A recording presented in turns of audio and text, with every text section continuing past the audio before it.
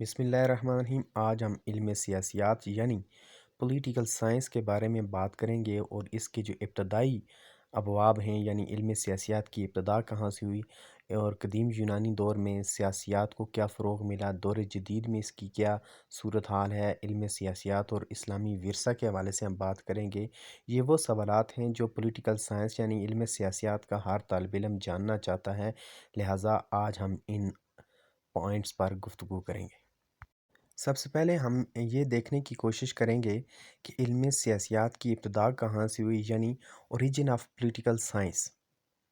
علم سیاسیات کے اصول پر قدیم یونانی تمدن سے پہلے بعض مفکرین نے روشنی ڈالی، لیکن باقاعدہ علمی اعتبار سے قدیم یونانی دانشوروں نے اس کی نشوونما میں نمایاں کردار ادا کیا۔ مشہور یونانی فلسفی سقراط نے سیاسیات کے بعض اہم مسائل پر مخصوص فلسفیانہ انداز سے بحث کی۔ بعد میں اس کے شاگرد افلاطون نے اپنی تصنیف جمہوریہ یعنی ریپبلک میں سیاسی زندگی کے مختلف پہلوؤں پر تفصیل سے روشنی ڈالی، لیکن دونوں مفکرین علم سیاسیات کو باقاعدہ ایک مکمل اور منفرد مضمون کی حیثیت نہ دے سکے۔ اس کی وجہ یہ تھی کہ قدیم یونانی شہری ریاستوں میں زندگی کی تمام سرگرمیاں مختلف شعبوں میں منقسم نہ تھیں، بلکہ زندگی کے تمام شعبے ایک دوسرے میں اس طرح مدغم تھے کہ پوری سماجی زندگی ایک مکمل وحدت بن گئی تھی، جس میں شہری کا مذہب، اس کے رسم و رواج، اس کی ثقافتی سرگرمیاں اور زندگی کے دیگر بے شمار پہلو انفرادی حیثیت نہ رکھتے تھے، بلکہ وہ تمام کے تمام اجتماعی زندگی کے مظہر تھے۔ سیاسیات کے حوالے سے قدیم یونانی دور کا جائزہ لیتے ہیں۔ یونانی شہری ریاستیں محض ایک آئینی نظام ہی کی مظہر نہ تھیں، بلکہ ہر شہری ریاست ایک مکمل طریقے زندگی کی علمبردار تھی، یعنی وہ بیک وقت ایک مذہبی، ثقافتی اور سماجی ادارہ بھی تھی۔ یہی وجہ ہے کہ یونانی مفکرین ریاست سے متعلق خالص سیاسی تصور پیش کرنے سے قاصر رہے، کیونکہ ان مخصوص حالات میں زندگی کا سیاسی پہلو دیگر سماجی پہلوؤں سے الگ نہیں کیا جا سکتا تھا۔ افلاطون اپنی کتاب جمہوریہ میں اچھے فرد یعنی گڈ مین اور راست زندگی کے تصور پر بحث کرتے ہوئے کہتا ہے کہ عدل و انصاف پر مبنی زندگی صرف ریاست ہی میں میسر آ سکتی ہے۔ چنانچہ اس عقیدے کی روشنی میں وہ سیاسی اصولوں پر روشنی ڈالتا چلا جاتا ہے۔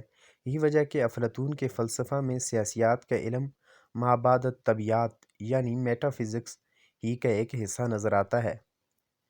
ارسطو نے سیاسیات کے اصول پر مفصل بحث کی اور ایک حد تک اس علم کی منفرد حیثیت بھی قائم کی۔ افلاطون کے نظریات کے برعکس ارسطو نے سیاسیات میں جمہوری اصولوں اور نظریات کے فروغ میں گہری دلچسپی لی۔ بعد کے سیاسی مفکرین یعنی دونوں یونانی فلسفیوں کا اثر غالب رہا۔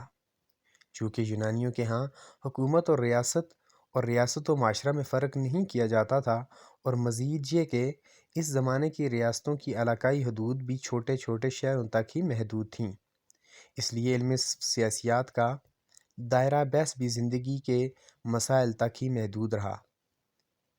ریاست کی علاقائی حدود میں وسعت کے ساتھ ساتھ جوں جوں ریاست اور حکومت کے تصور کا ارتقاء ہوتا چلا گیا، اس کے ساتھ ہی سیاسیات کا ایک علم ایک منفرد مضمون کی حیثیت سے اجاگر ہونا شروع ہوا اور اس کے دائرہ کار میں بھی وسعت آتی چلی گئی۔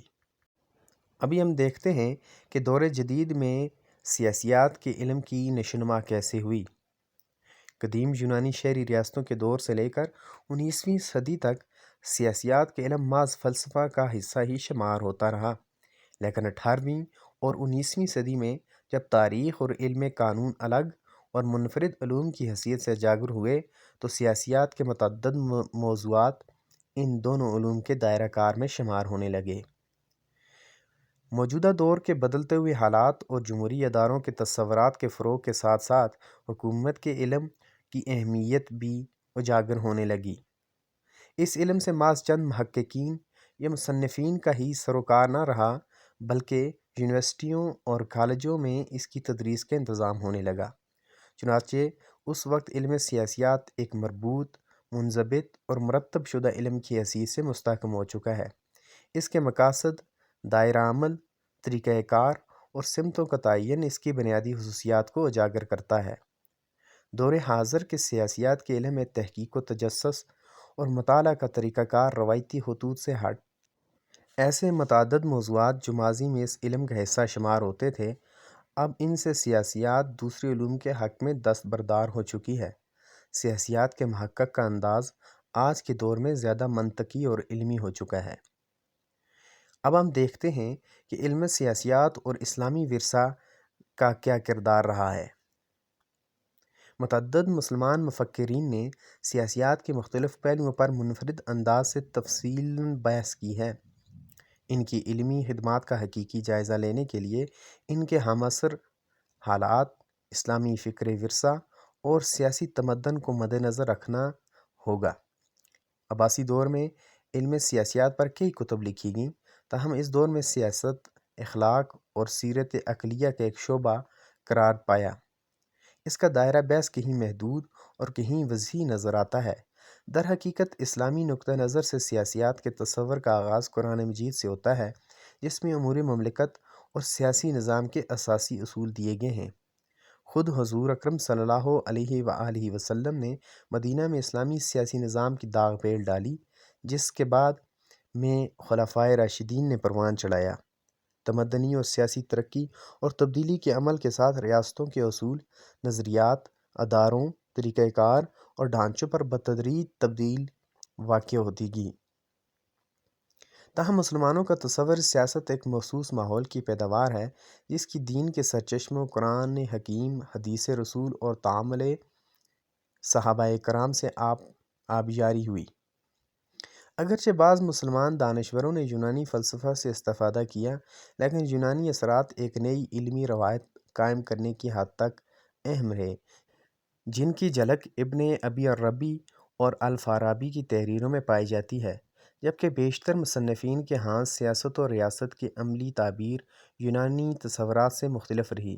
بہرحال جن مسلمان مفکرین نے سیاسیات کے مختلف پہلوؤں پر روشنی ڈالی، ان میں امام ابن تیمیہ، ابن القیم، الماوردی، ابن خلدون، الغزالی، نظام الملک طوسی، حسن ابراہیم، کرد علی، علامہ رشید رضا، محمد عبدہ، جمال الدین افغانی، حسن البنا شہید، علامہ اقبال، مولانا ابو العلا مودودی، ڈاکٹر علی شریعتی اور امام خمینی کے اسماء گرامی خاص طور پر قابل ذکر ہیں۔